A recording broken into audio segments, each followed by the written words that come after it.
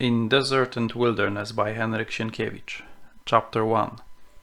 Do you know, Nell, said Staś Tarkowski to his friend, a little English girl, that yesterday the police came and arrested the wife of Smine, the overseer, and her 3 children, that Fatma, who several times called at the office to see your father and mine. And little Nell, resembling a beautiful picture, raised her greenish eyes to Staś and asked with mingled surprise and fright, "Did they take her to prison?" "No, but they will not let her go to the Sudan, and an official has arrived who will see that she does not move a step out of Port Said." "Why?" Staś, who was 14 years old and who loved his 8-year-old companion very much, but looked upon her as a mere child, said with a conceited air, "When you reach my age, you will know everything which happens, not only along the canal from Port Said to Suez, but in all Egypt. Have you ever heard of the Mahdi?" "I heard that he is ugly and naughty." The boy smiled compassionately. "I do not know whether he is ugly. The Sudanese claim that he is handsome, but the word naughty about a man who has murdered so many people could be used only by a little girl, 8 years old, in dresses, reaching the knees. Papa told me so, and Papa knows best. He told you so because otherwise you would not understand. He would not express himself to me. The Mahdi is worse than a whole shoal of crocodiles. Do you understand? This is a nice expression for me. Naughty. They talk that way to babes." But observing the little girl's clouded face, he became silent and afterwards said, "Nell, you know I did not want to cause any unpleasantness. The time will come when you will be 14. "I certainly promise you that," she replied with a worried look. "But if before that time the Mahdi should dash into Port Said and eat me?" "The Mahdi is not a cannibal, so he does not eat people. He only kills them. He will not dash into Port Said, but even if he did and wanted to murder you, he would first have to do..." This declaration, with a sniff with which Staś inhaled the air through his nose, did not bode any good for the Mahdi, and considerably quieted Nell as to her own person. "I know," she answered, "you would not let him harm me, but why do they not allow Fatma to leave Port Said?" "Because Fatma is a cousin of the Mahdi. Her husband, Smine, made an offer to the Egyptian government at Cairo to go to the Sudan where the Mahdi is staying and secure the liberty of all Europeans who have fallen into his hands. Then Smine is a good man. Wait, your papa and my papa, who knew Smine thoroughly, did not have any confidence in him and warned Nubar Pasha not to trust him. But the government agreed to send Smine, and Smine remained over half a year with prisoners. Not only did not return, but the news has come from Khartoum that the Mahdists are treating them more and more cruelly, and that Smine, having taken money from the government, has become a traitor. He joined the Mahdi's army and has been appointed an emir. The people say that in that terrible battle in which General Hicks fell, Smine commanded the Mahdi's artillery, and that he probably taught the Mahdists how to handle the cannon, which before that time they, as savage people, could not do. But now Smine is anxious to get his wife and children out of Egypt. So when Fatma, who evidently knew in advance that what Smine was going to do, wanted secretly to leave Port Said, the government arrested her with the children. But what good are Fatma and her children to the government? The government will say to the Mahdi, "Give us the prisoners, and we will surrender." For the time the conversation was interrupted because the attention of Staś was attracted by birds flying from the direction of Ektum Farak towards Lake Menzalech. They flew quite low, and in the clear atmosphere could be plainly seen some pelicans with curved napes slowly moving immense wings. Staś at once began to imitate their flight. So, with head upraised, he ran a score of paces along the dike, waving his outstretched arms. "Look!" suddenly exclaimed Nell. "Flamingos are also flying." Staś stood still in a moment, and actually behind the pelicans, but somewhat higher, could be seen, suspended in the sky, two great red-purple flowers. "Flamingos! Flamingos!" Before night they returned to their haunts on the little islands, the boy said. "Oh, if only I had a rifle." "Why should you want to shoot at them?" "Girls don't understand such things. But let us go further. We may see more of them." Saying this, he took the girl's hand, and together they strolled towards the first wharf beyond Dinah, a negress and at one time nurse of little Nell, closely followed them. They walked on the embankment which separated the waters of Lake Menzalech from the canal, through which at that time a big English steamer in charge of a pilot floated. The night was approaching. The sun still stood quite high, but was rolling in the direction. The salty waters of the latter began to glitter with gold and throb with the reflection of peacock feathers. On the Arabian bank, as far as the eye could reach, stretched a tawny, sandy desert dull, portentous. Between the glassy, as if half that heaven, and the immense wrinkled suns, there was not a trace of a living being. While on the canal life seethed, boats bustled about, the whistles of steamers resounded, and above Menzalech flocks of mews and wild ducks scintillated in the sunlight.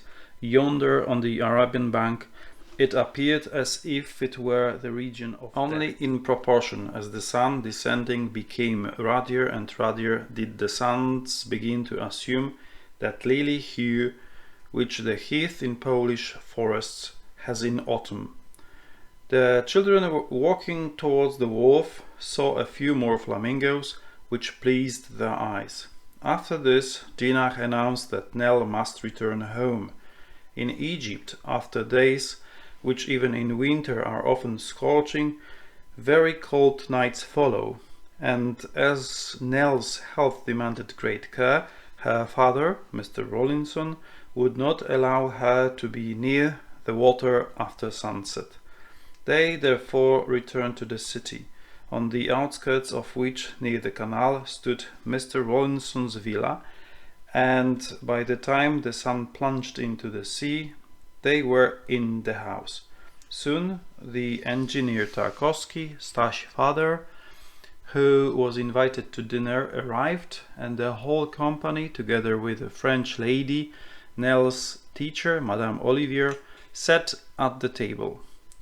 Mr. Rawlinson, one of the directors of the Suez Canal Company, and Ladislaus Tarkowski, senior engineer of the same company, lived for many years upon terms of the closest intimacy.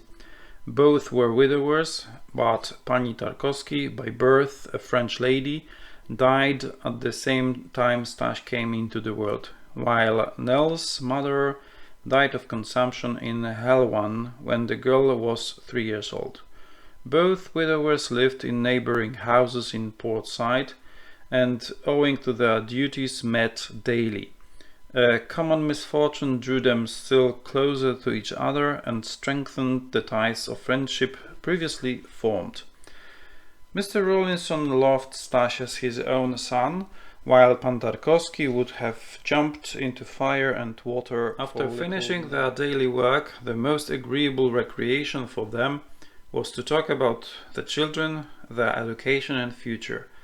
During such conversations, it frequently happened that Mr. Rawlinson would praise the ability, energy and bravery of Staś, and Pan Tarkowski would grow enthusiastic over the sweetness and angelic countenance of Nell. And the one and the other spoke the truth. Staś was a trifle conceited and trifle boastful, but diligent in his lessons, and the teachers in the English school in Port Said, which he attended, credited him with uncommon abilities. As to courage and resourcefulness, he inherited them from his father, for Pan Tarkowski possessed these qualities in an eminent degree and in a large measure owed to them in present position. In the year 1863 he fought for 11 months without cessation. Afterwards, wounded, taken into captivity and condemned to Siberia, he escaped from the interior of Russia and made his way to foreign lands. Before he entered into the insurrection, he was a qualified engineer. Nevertheless, he devoted a year to the study of hydraulics. Later, he secured a position at the canal, and in the course of a few years, when his expert knowledge, energy and industry became known, he assumed the important position of senior engineer. Staś was born, bred and reached his 14th year in Port Said on the canal, in consequence of which the engineers called him the child of the desert. After a later period, when he was attending school, he sometimes, during the vacation season and holidays, accompanied his father or Mr. Rawlinson on trips which their duty required them to make from Port Said to Suez to inspect the works on the embankment or the dredging of the channel of the canal. He knew everybody, the engineers and custom house officials, as well as the laborers, Arabs and Negroes. He bustled about and insinuated himself everywhere, appearing where least expected. He made long excursions on the embankment, rowed in a boat over Menzalech, venturing at times far and wide. He crossed over to the Arabian bank, and mounting the first horse he met, or in the absence of a horse, a camel or even a donkey, he would imitate Faris on the desert. In a word, as Pan Tarkowski expressed it, he was always popping up somewhere, and every moment, free from his studies, he passed on the water. His father did not oppose this, as he knew that rowing, horseback riding, and continual life in the fresh air strengthened his health and developed resourcefulness within him. In fact, Staś was taller and stronger than most boys of his age. It was enough to glance at his eyes to surmise that in case of any adventure he would sin more from too much audacity than from timidity. In his 14th year he was one of the best swimmers in Port Said, which meant not a little, for the Arabs and Negroes swim like shooting from carbines of a small caliber and only with cartridges. For wild ducks and Egyptian geese he acquired an unerring eye and steady hand. His dream was to hunt the big animals sometime in Central Africa. He therefore eagerly listened to the narratives of the Sudanese working on the canal, who in their native land had encountered big, thick-skinned and rapacious beasts. This also had its advantage, for at the same time he learned their languages. It was not enough to excavate the Suez Canal, it was necessary also to maintain it, as otherwise the sands of the deserts lying on both banks would fill it up in the course of a year. The groundwork of the Lesseps demands continual labor and vigilance. So, too, at the present day, powerful machines under the supervision of skilled engineers and thousands of laborers at work dredging the channel. At the excavation of the canal, 25,000 men labored. Today, owing to the completion of the work and improved new machinery, considerably less are required. Nevertheless, the number is great.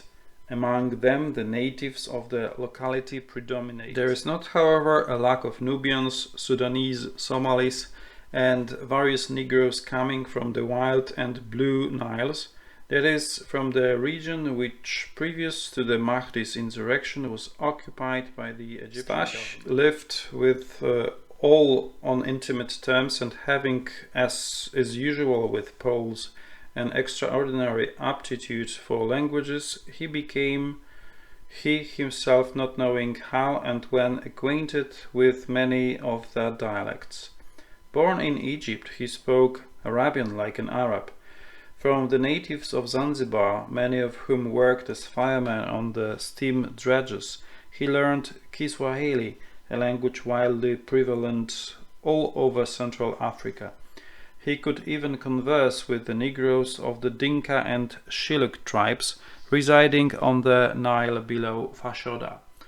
Besides this, he spoke fluently English, French, and also Polish, for his father, an ardent patriot, was greatly concerned that his son should know the language of his forefathers. Staś in reality regarded this language as the most beautiful in the world and taught it, not without some success, to little Nell. One thing only he could not accomplish, that she should pronounce his name Staś and not Stas. Sometimes on account of this, a misunderstanding arose between them, which continued until small tears began to glisten in the eyes of the girl. Then Stas would beg her pardon and became angry at himself. He had, however, an annoying habit of speaking slightingly of her 8 years and citing by way of contrast his own grave age and experience. He contended that a boy who is finishing his 14th year, if he is not fully matured, at least he is not a mere child, but on the contrary, is capable of performing all kinds of heroic deeds, especially if he has Polish and French blood. He craved most ardently that some time and opportunity would occur for such deeds, particularly in defense of Nell.